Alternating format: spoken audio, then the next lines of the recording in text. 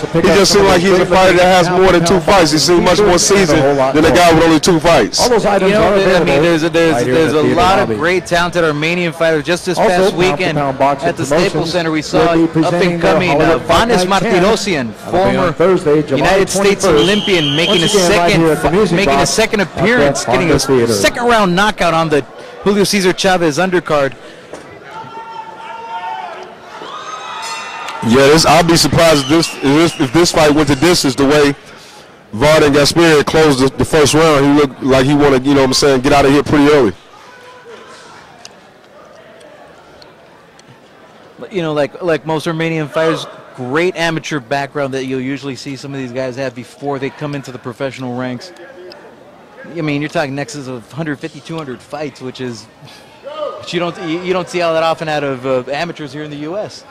No, not anymore. You used to back in like the maybe 80s, very late 80s. You'll see a guy with 100s, maybe close to 200 amateur fights, but not anymore. You know, most guys, you know what I'm saying, turn pro before then because having 200 amateur fights takes a lot out of you. So once you turn pro, you kind of lost a lot by the time you turn pro when you fight that many amateur fights. You know, they must realize that in Mexico, man, you got guys turning pro at 15, 14 years old. Exactly. Yeah, you get most guys turning pro now, maybe after a good amateur background, maybe about 40, 50 fights. And typically, you see great Armenian fighters. They'll usually have an extremely extensive amateur background and a real polished style, balanced. Nothing too flashy. Just I'll tell you, they won't do. You won't see them do one thing that'll outshine everything. You'll see him do everything well, like right there. Good short left hook by Gasparyan.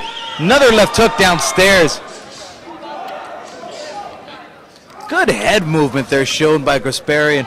Goes back to what we talked about, a real polished, real technical style for Gasparyan, especially for someone with only 2 fights. Very polished. But there's some fighters that's been pretty good fighters have turned pro without amateur fights. Damian Bolo Wills is one of them. He's had no amateur experience at all. He's only fought professionally. He never fought amateur before. Hall of Famer Dwight Muhammad Kawi, the Camden Buzzsaw. There's another gentleman, absolutely no amateur experience. Exactly. Went on to win championships as a cruiserweight. Ducked into the Hall of Fame just recently. I think he got there from those Evander Holyfield fights. Oh, geez, who's ever going to forget those 2 wars? Good left hook there, lands by Gasparyan. Right uppercut to the body. You get the feeling James Cook is starting to feel the effects of those punches.